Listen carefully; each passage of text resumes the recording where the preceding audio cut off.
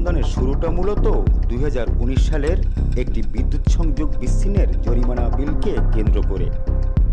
2019 সালের 24 অক্টোবর যশোরের বিরামপুরে অবৈধ বিদ্যুৎ সংযোগের দায়ে রবিউল ইসলাম নামে এক ব্যক্তির বাড়িতে অভিযান চালিয়ে বৈদ্যুতিক মিটার খুলে নিয়ে যান উপসহকারী প্রকৌশলী বাবলু কুমার চৌবে এবং একই তারিখে দুটি জরিমানা বিল ইস্যু করে মোট ৭৫,১৭৯ টাকা জরিমানা আদায় করা হয়। পরদিনই নতুন মিটার লাগিয়ে দেওয়া হয়, কিন্তু নিয়ম অনুযায়ী ওই টাকা ব্যাংকে জমা দেওয়ার কথা থাকলেও তা হয়নি। রেজিস্ট্রি হয়নি অফিসের লেজার বুকেও। রাত দূরের দিকে আসছিল, ও বাবলু সাহেব ছিল, আরও অন্যান্য অফিসাররা ছিল, বেশ কয়েকজন অফিসার থেকে আমার এই বিদ্যুৎ বিলের এখানে আসলো। আসে বললে আমার এখানে 40-50টা গাড়ি অবৈধভাবে চার্জ দেওয়া হয় বুকিং করে। আমি বললাম না, আমার কাছে কোনো বুকিং করে এরকম ধরনের পজিশন নেই, আমি এরকম ধরনের কাহিনী করি না। আমার মিটার আছে, তা সত্ত্বেও আমার মিটার তারা কাটিয়ে চলে যায়, আমার পুরো অন্ধকারে রেখে দেয় কয়দিন। আমি সেখানে একটা অনেক বড় আকারের আমার বিল জরিমানা করে আমার সেই বিলটা তারা নেয়। আমার তেমন কোনো কাগজ দিইনি, মুখে বললো যান আপনার ঠিক আছে, আপনার ইয়ে শোধ হয়েছে, আপনি আপনার লাইন লাগাই দেবে। সুবেদার সাহেব বাবলু স্যার, বাবলু চৌবে, হ্যাঁ বাবলু চৌবে, হ্যাঁ। যা আমার নেছে উপরওয়ালা দেখেছে, এমন সিসি ক্যামেরা উপরওয়ালা আছে, সেই সিসি ক্যামেরা যে দেখবে সেটাই সে জানবে যে কি হচ্ছে না হচ্ছে। রাত্রে আনুমানিক 1-1:30 কি 2টো বাজে ওই টাইমে আসলো 3-4টে গাড়ি আসলো, আইসে তারে কচ্ছে যে তুমি অবৈধভাবে লাইন চালানোর কথা করে 3টে লাইনই কাইটে নিয়ে চলে গেল। আমি শুনিলাম আনুমানিক 75-এর মতনই যে এটা দিল। এটা সত্যি কথা, এইখানের এই এলাকাটা সিন্ডিকেট আছে। এ রাত্রে যখন যে মানুষটারে নরম পায় তাকে এইভাবে করে হ্যারেস করে আইসে রাত্রে এই কাজগুলো করে, প্রায় ঘটে এইগুলো। ওজোপাড়িক যশোরের উপসহকারী প্রকৌশলী বাবলু কুমার চৌবে বর্তমানে পদোন্নতি পেয়ে নড়াইল ওজোপাড়িকোতে সহকারী প্রকৌশলী হিসেবে কর্মরত আছেন।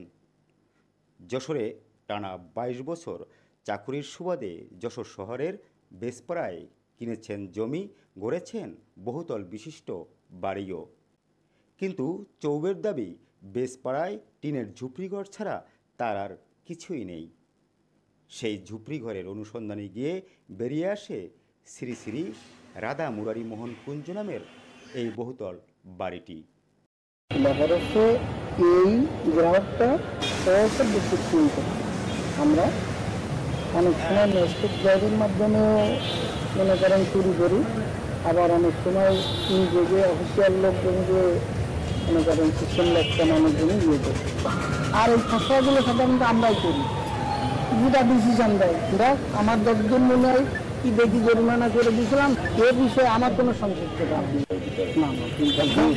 এখন 3 কালারের এটা বলতে গেলে টিনের ঝুপড়ি। আমাদের লেভেলে যারা এই 20-25-30 বছর চাকরি করছে তাদের অন্তত আপনার কি বলে ফ্ল্যাট বাড়ি আছে, কিন্তু আমি তো এই লোকজনে বললাম না, এর আরো বেশি। ওজোপাড়িকো 2 যশোরের উপসহকারী প্রকৌশলী শহীদুল ইসলাম জানান, ওই বিলের কাগজটি মূলত একটি খসড়া মাত্র। অফিস প্রদানের স্বাক্ষর ছাড়া এটি গ্রাহকের হাতে যাবার কথা নয়। এর দায় বিল প্রস্তুতকারী ব্যক্তির, অফিস দায় নিবে না। বিলটা তৈরি করা হয়েছে, বাট বিলটা এখনো সঠিকভাবে অ্যাপ্রুভ হয় নাই। যেমন এখানে ফিডার ইনচার্জ সই করছে বা বিল প্রস্তুতকারী সই করছে, এর পরবর্তীতে বিল সুপারভাইজার সই করবে, তারপরে দপ্তর প্রধান বা নির্বাহী প্রকৌশলী আমাদের দপ্তর প্রধান উনি সই করলে বিলটা প্রপার তৈরি হলো। পরবর্তী কাজ হলো ব্যাংকে জমা হবে, 2টা কপি থাকবে। ব্যাংকে জমা হওয়ার পর একটা কপি গ্রাহক পাবে আর একটা কপি আমাদের লেজার শাখায় চলে আসবে। তবে এটা রেভিনিউ খাতে যাবে সরকারের।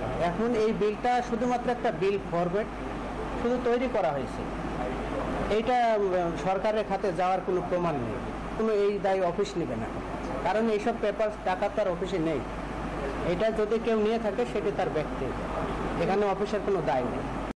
ওজোপাড়িকো যশোরের জরিমানার টাকা অগ্রণী ব্যাংক বাজার শাখায় জমা হওয়ার নিয়ম থাকলেও যে বিল দেখিয়ে গ্রাহকের কাছ থেকে টাকা নেওয়া হয়েছে সেটি মূলত অসম্পূর্ণ একটি বিল বলে জানিয়েছেন অগ্রণী ব্যাংক বাজার শাখার ম্যানেজার শরীফুল ইসলাম। হ্যাঁ, আমার হাতে যে বিলটা আমি ওজোপারিগো 2 এর যে বিলটা দেখতেছি, এই বিলটা আসলে এখনো কমপ্লিট বিল না।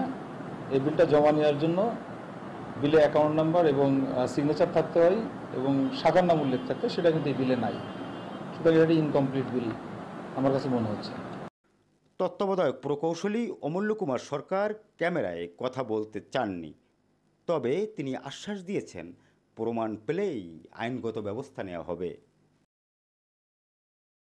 এভাবেই যশোরে থাকাকালে ক্ষমতার অপব্যবহার করে সম্পদ ও প্রতিপত্তি গড়েছেন বাবলু কুমার চৌবে। এর প্রতিকার দাবি করেছেন যশোরের সচেতন মহল। ওবায়দুল ইসলাম অভি, গ্লোবাল টেলিভিশন, যশোর।